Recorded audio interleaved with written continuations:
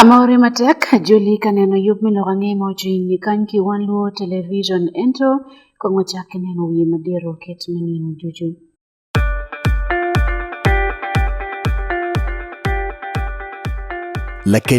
At least the one thing for now we can all agree on is the soap to use. He likes that it's big and lasts long.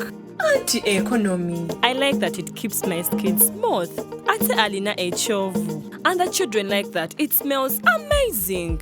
Everyone is happy. Movit soap comes in 4 fantastic flavors. Movit family soap is truly soap for the whole family. Movit. All day confidence.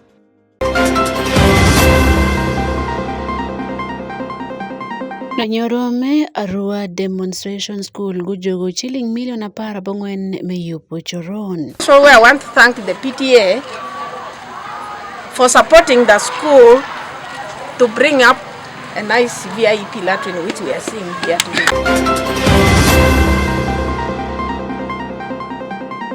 Dano magolo kinek lumo mautime I pagak kam imara ali brekangwen kitika jiji mewich. Well, look at them, I got a pink kind. O Macum one at it.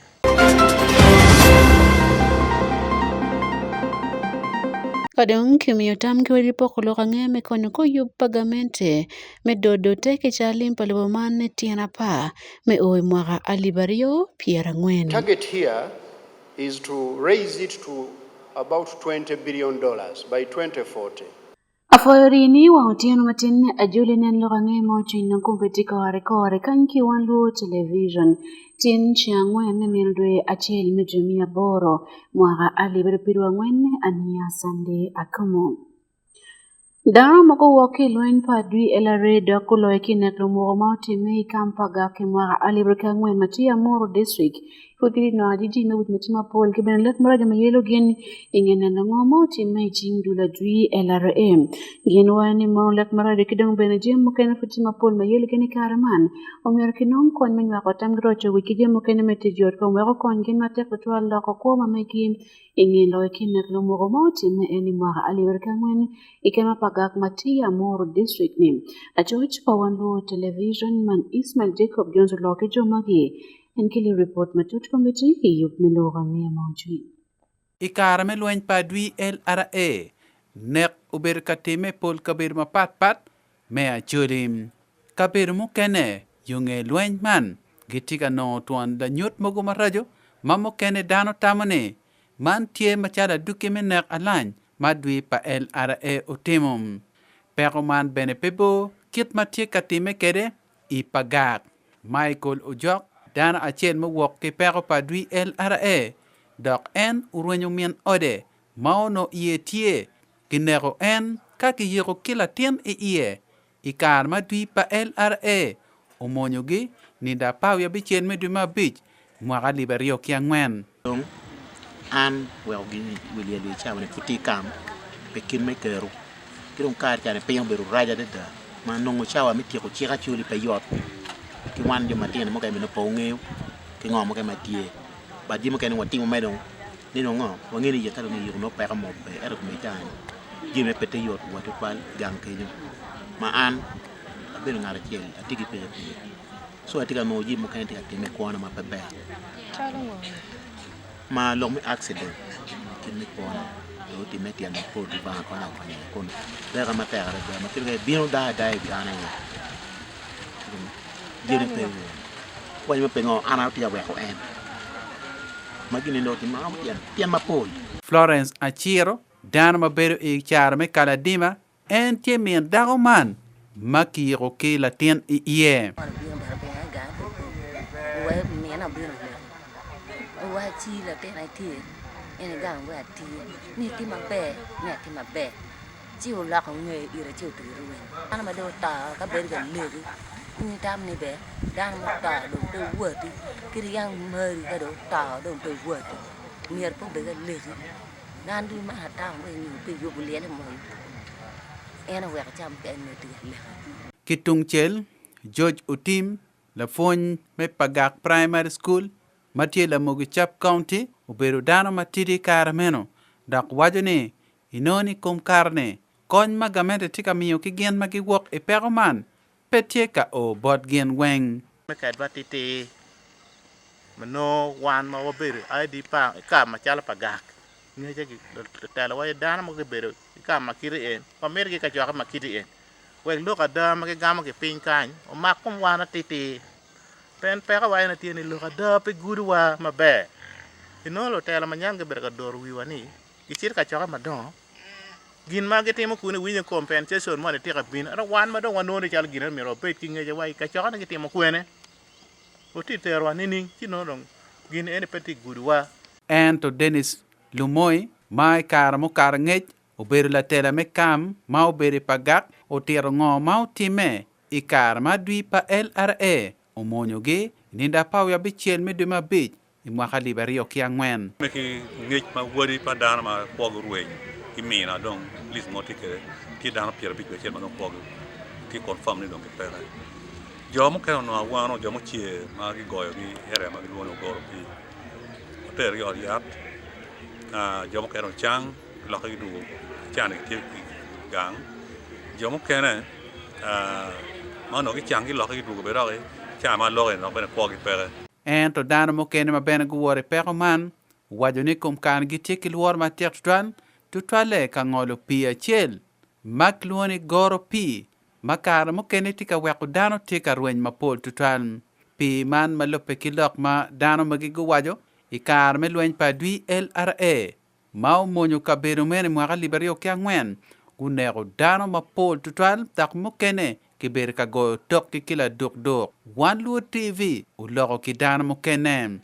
Lo china bichie, aten na ho a o ira giga, tawo ko na ye, ina te kuwe.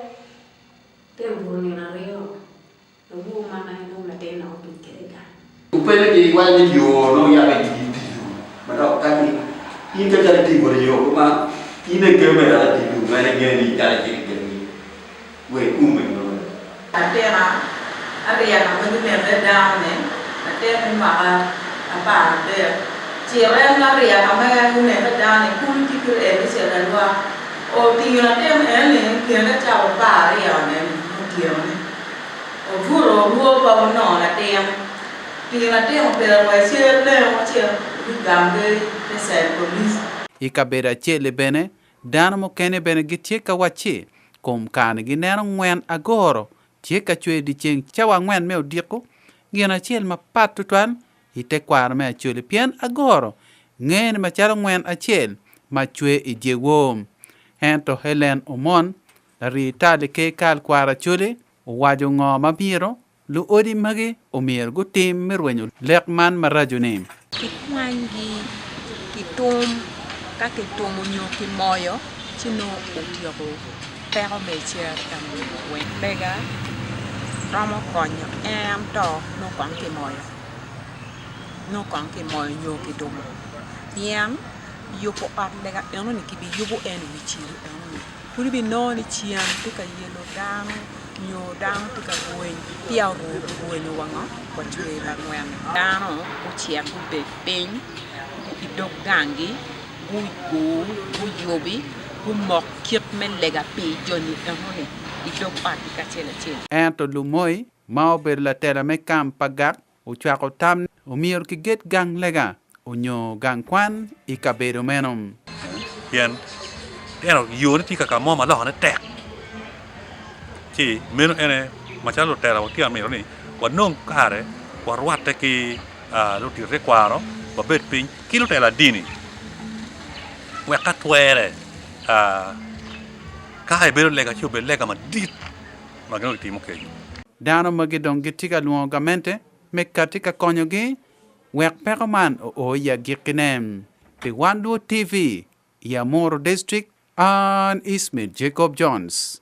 Permanent Secretary Gankal Melimi Uganda Man Ramadan Gobi Omiutam Godi Pokologania Mekate Koniko Gamente Nen Chobolia Game Dorotiana Pa Kitmatikure Karmani Manteki Jalim Palovo Uganda Me o imwaka alibario ki Pierre Ngwen Karan ne berka lokoni yupe miyo mod bodo jolo kangi mabelo Uganda man yupe Uganda National Journalism Awards 2024 kama do church panio vision kividan do bono kono mit mapol yupe motime kunjomo ko yubo ayoberu akmi man kilwongi ni African Center for Media Excellence nyo akmi yo machekni Ramadan wene mono yupa Uganda tieme don teke chali mati karemani welme $1 billion piera bitu ya deki owe $1 billion mia bitmo mwaka aliberu piera ngwen Kinan mapol magichikwere ilokom dongo teke chalim paloboman.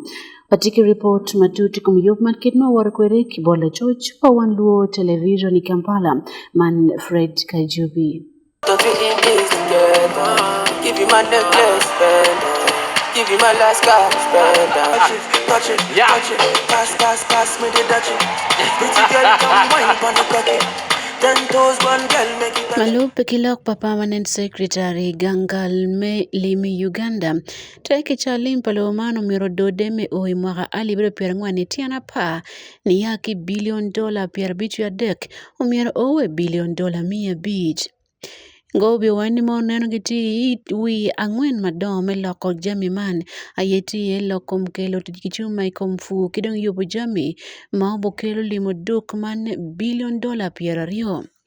Limo pengi gano bokelo $1 billion piera beach kadong mo bokelo $1 billion piera rio ya beach kadong jemo kene obokonyo kore kine katike dier manyen science kitet ikin mukene mapol. Under this strategy, we aspire to grow the size of the economy of Uganda to $500 billion by 2040. In this generation, all of us who are in this room, I would like us to see a Uganda with $50 billion as GDP.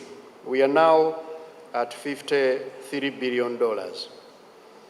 What do we want to do? We want to leverage about 4 key areas. We call them the ATMs which are going to mint money for us in the next 15 years. The first one is agro-industrialization and light manufacturing. The target here is to raise it to about $20 billion by 2040. It's one of our anchor sectors, which is employing a bulk of Ugandans and also quite catalytic in nature because its interconnections and the interlinkages are many. The second one is tourism.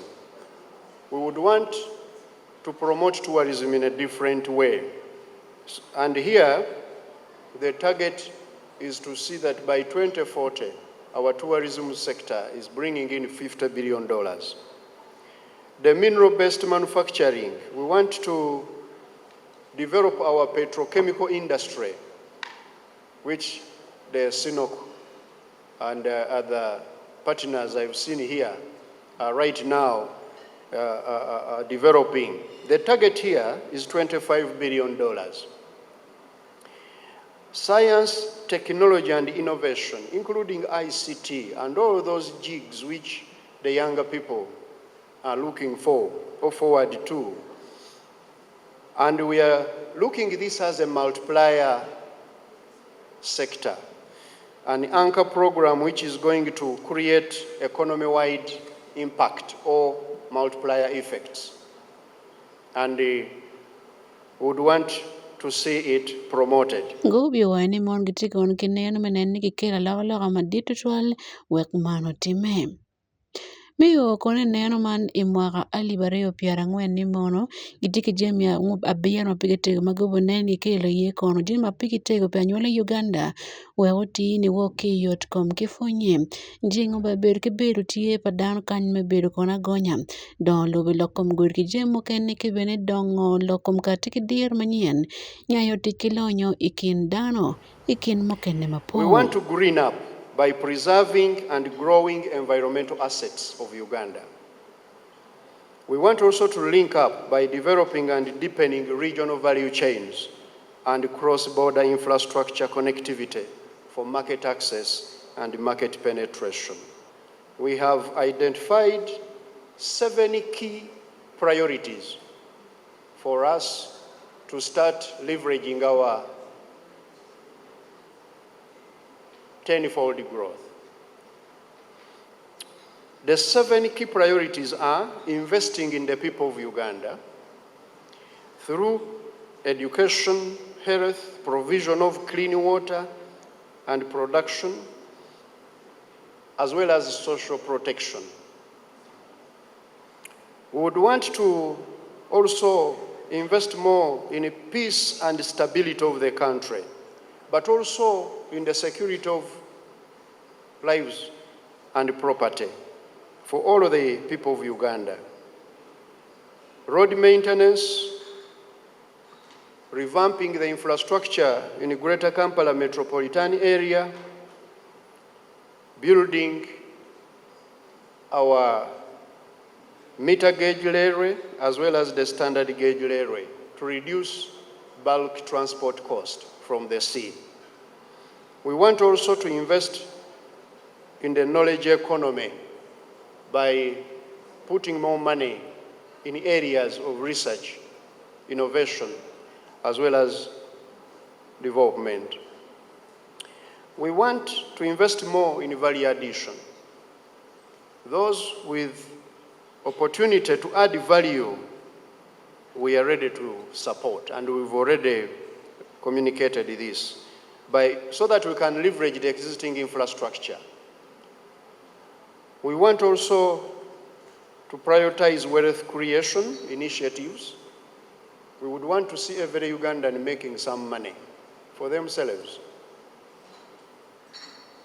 And we have invested in those areas which put more money in funds which would help somehow to provide an alternative.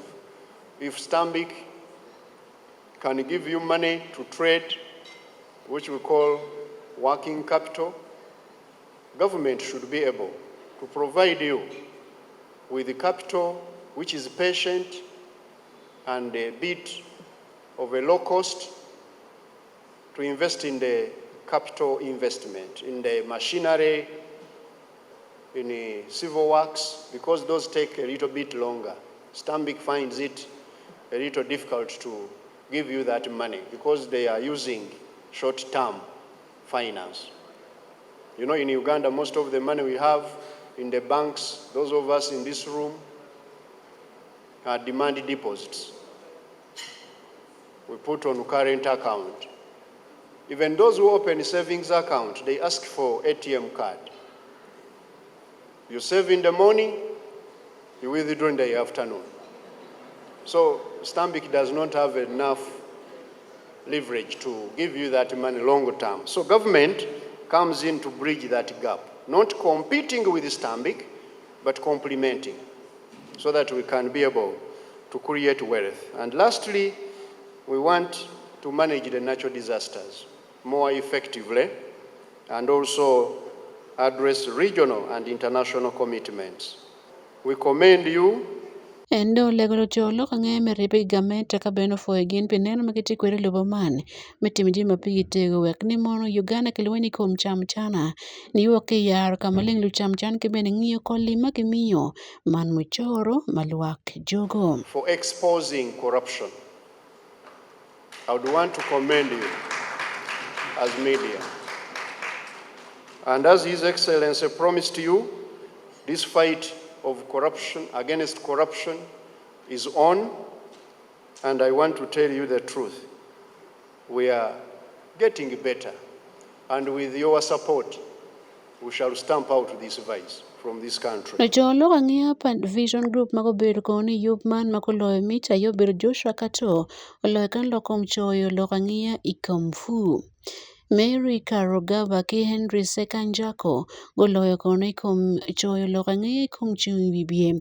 Ibrahim Rueza oloyo lokangia oloyo chochi kom choyo lokangia ikom ngolma ti kipenche kilovoman kadang la choch mado tegi matek daro choyo rong jima pol Joseph Bate oloyo choyo lokangia ikom toro.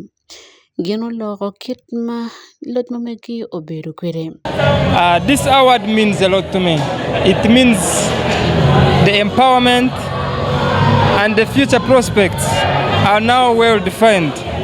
It means I have to face most of the experienced journalists to be like them and as well as keep defeating them, just like they have done. It's been not easy to stand out of the two experienced journalists. I am just young and this is my first time, just a novice. I received this award with joy. I am so excited that our work has been recognized. We established that many MPs, members of parliament, come from the constituency to parliament to represent their people's views. But we established that many of them just come and sit and they don't say anything. So I'm so excited that we went in and investigated them and established that actually many of them spend the whole year without saying anything. This is why I won this award. There's something that many people don't know about me is that besides music, I played football. And besides playing football, I also coached it. So I try to look for the extraordinary out of the ordinary. The extraordinary out of the ordinary was witchcraft in football. How did it begin? How has it affected us? When did we give witchcraft in football a first? Remember the Uganda-Rwanda saga? So I put all that in a series, a 3-part series, and the result is this. Nochoche bene magulowe no kati ki yunchin matek me foyo ki bene nongo chwak madiet ki fonye ni Akibot Vision Group. Vision has asked me. I came as a young boy. Just 2 years they gave me a good platform and here I am. New Vision is a breeding ground for the best journalists, I would say. They have allowed me to express myself as a writer. They have helped me grow. They have done a lot for me. Dr. George William Malugalambi, Director me African Center for Media Excellence, Akmi Yomachek, Oani Mono Pira Technique Poka Beniki Mi Mot Mi Forge, Bolucho Lorange Maketimi Jima Queen Tutual, Iloboman. Pilorange Mochuin, Wan Luo Television, Fred Kajubi. Afuena report Kibot Fred Kajubi ki o Kampala. Ilongangea makati ki West Nile mani ya Arua City lunyoro makiti kilotino kwangi ya Arua Demonstration Primary School ngote gercheron mati doga beach wilme chilling million apara bongwen kolom kabero meti megwa koyot koman konoti kabero melwak beni ye manakona mataka nyer kamene no dwe dogbe med beni kum doktoron doga ngwane ken mono tiplotino kwan manyera makar gen mi aboro magiti gankwan ni enim gankwan man ni ikar me ya pokon tiron ya tie ngatmo ya bayo beru bishop pilwak Matie Imadi West Nile Diocese Man Right Reverend Charles Collins and Dako Iyub Mauti me ichi ario me chabitni ini eni karme loko fo matak nyurpetiano ko yub me kona malo matak yot kompalotiano kwan magiti eni gangkwan Arua Demonstration Primary School. Wanen kong report man Kibola George pa Wan Luo Television West Nile Robert Adiga. Jen Chandiro ahidi megang kwan man owacho ni choron magigero man okakonyo lutini kwan matie ka kwano igang kwan man pien pol magi gibedo katiyo kichoron man nok ma obedo tie igang kwan. So I want to thank the PTA for supporting the school to bring up a nice VIP latrine which we are seeing here today. Our contractor is there. He brought for us a big queue of 19 million. At start we thought it was very scary to not make it. But from his wisdom, he said let's start bit by bit. And with his guidance, we are able to construct this latrine. Ajio Gloria Matila Fon maneno lokom anyera megang kwan mano wachi Geru doctoron angwen magigiri gang kwan mano ka konyo lutina nyera magitie ka kwano ki gang kwan man. Before this latrine was built, I think we only had 2 stands which were not enough for the girls, and then the other one got full, and then they had to demolish it, and then they had to build a new one. As they were building the new one, we were only remaining with one stand. And then we had a lot of challenge with the girls because the number of girls are more than boys here in our school. Won compete Megan Kwan man Adebo David and Benetie ki yom chun madiet pi yabo du choron magigiru manyen mi konyo loteno kwan matie ka kwano ki gang kwan man. I'm really very happy that we are coming to commission the lottery, and I want to ask all of us to take care of this lottery, particularly the girls who are going to use it.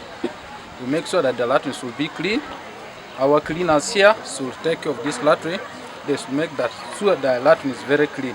Bako Hope Mary la fony maneno lokom leo ki gang kwan man unyoro kire malo tene kwan anyera bedo kakar ki pero pan nok pa choron ma omako bedi kare mi konyo gi ikare manogi tie kamero tiu ki choron man. Surely we've been suffering because the girls' latrine, as you've seen, it has been, one was full and it was demolished, and now the PTA came in and they helped us to construct the other one, which you have seen and which has just been commissioned. That has now saved us for, I think now for the few years, but we still need more because we have many girls here, and you know, girls, their health is priority. So they need to be helped. La diet mador lo konfonye me sete marua Raymond Ombere obiai en beno nyoratini ya Paul pagay kwan mati sete marua gi peki choron moromo moma obedikare me konyo lotine kwan. As Arua City, people to toilet ratios are very, very high. I think as we speak now, one toilet stance is being sold by about 170 learners. This is far beyond the national standard average of one stance are being shared by 40 learners. And indeed, the resource constraints cannot allow us to increase this number to the standard. But when parents decide to contribute to also increase the number of facilities, we are very, very grateful. Pilogangea maochwin Wan Luo television. Dennis Oringi, Robert Adiga, Arua City.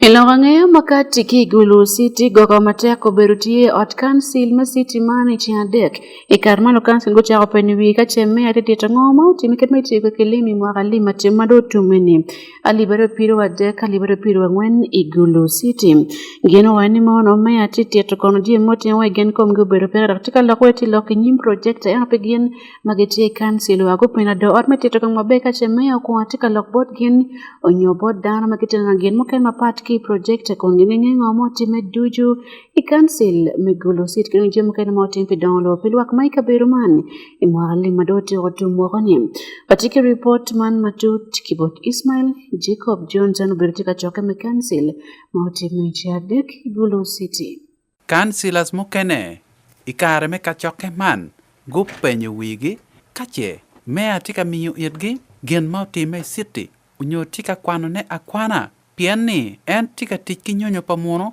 ma yar jimi malaj wa bot dan mo kene makibone projecta. Before you go presentation, I seek to inquire whether presentation means reading. I would think that presentation is a shorter version of reading the whole thing. If my understanding is right, then I would prefer that the state of affairs be presented. Madam Speaker.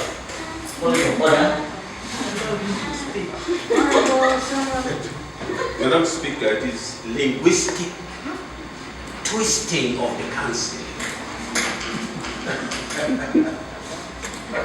Let us try to avoid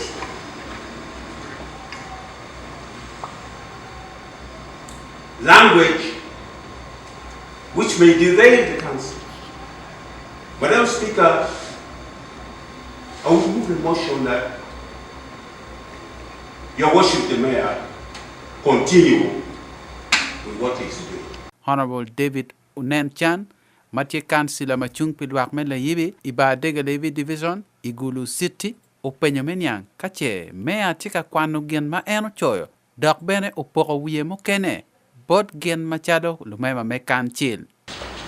When you're reading, let's say you're reading the state of affairs, then it's going to read every letter and word the way it is. Even when other members are having and following it.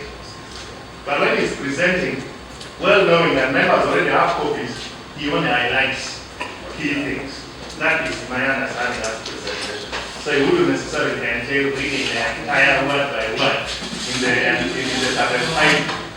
5-page document. Joyce Alima Reni, Matila do art Megulu City, Uniao Council ni, Rome Megulu City do Tiromete Waro, Wero donki tiu ki nyonyo ma yarji malaj, Obot dana mo kene ni wek bunen. We can highlight those key issues. Madam Speaker, exactly that is what I'm doing, but taking care of everybody. There are some people in the gallery, they are not going to have. Ento, ukwami yo lagame mege, ngomu were tie kakwano ne. Madam Speaker, I would like to advise that this document is under my control. I also beg who is understanding and who is not understanding. I have to do it for the best for everybody's consumption in this house. If you are a fast runner, bear with us so that everybody go and they are satisfied. Kitung chel, kansila mo kene igi peo beru yom, ikarma no kitika lor kachoke me kansil, yonge, ami kamba, lalupko RCC, Megulu City, Maloy kaberu me ba dege Levi Division, makok ikom gene, gian pegitika limu gain kwan, wero gain kwan ma pol, I city man, gitika kertu wil chente ma diet, me achula I wilu nyoro. Uto Andrew Ogweta, Ubero Ngarachel Ikin Game. Kumberi mayor of Kwano state of the city address. He is state of the city address. Ene kamano mere RCC, no deputy RCC.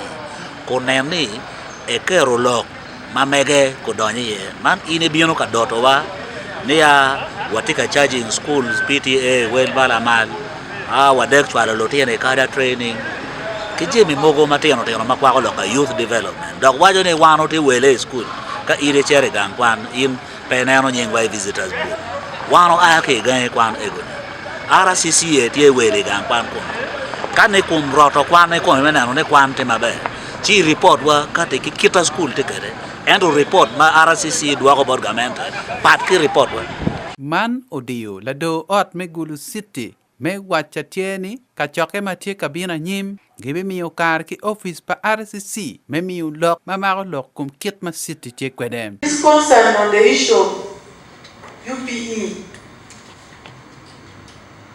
Those budgets, those charges are made to be and not from the ministry. Now, the ministry is saying we are not supposed to pay extra money. Can we join hands? Maybe the information is not fully packaged, but there is need. He was just giving a closing remark. We have not given him chance to give a report. So I will request that in the next full council meeting, one of our agenda items should be a security report from the office of the RCC. Kachoke me kansil man makiyubichian deki pole me miyo kar ki mea Megulu City madong peober kamiyo lok mamaro lok kum kiet Magulu City tikwede pe mwaka mukati rokolo me miyo kiet Magulu City cheka wat kwede kom karaman pe Wan Luo TV Igulu City and Ismail Jacob Jones. Ot madit bot Ismail Terwa ilo kom tugo mwachi kwede pintin iyup miluwangi mochwin.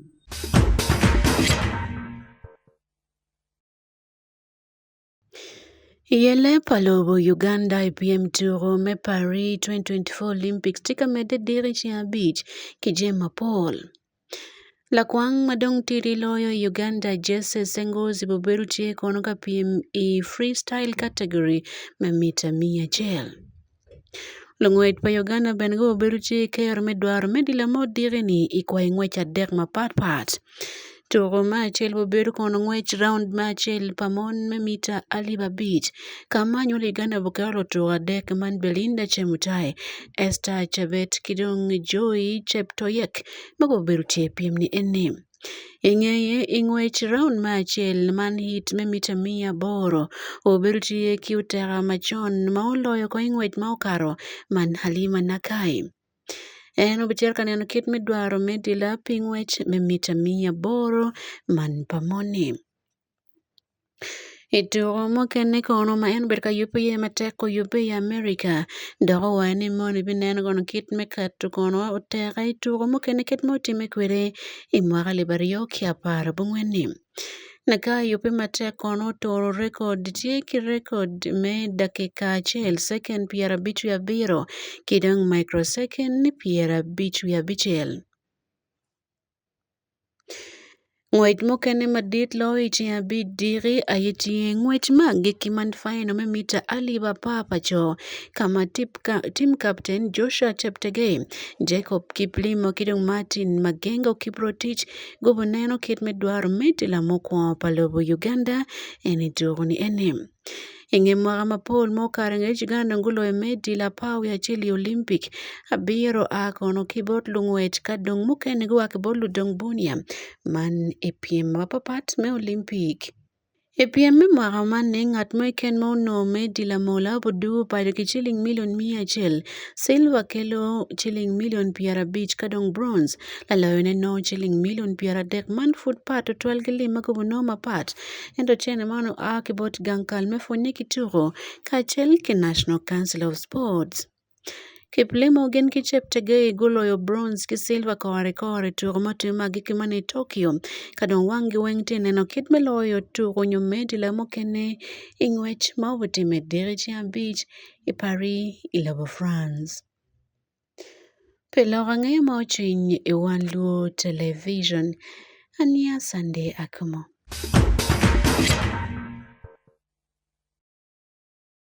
Kakare en report ni okelo ya giki yup milorange mo chwinyi changwen matin ania Sunday akon yupo no benwe lorange mandire chawario modiko inyim yup meru pintin kibot ema kwero kachel kisara adong ania Sunday akumo otien benabe metikene no Wan Luo television kiken wekpeking no ngich mati kigalo wang mabien botin iled man yang mabeloyo man lebluo.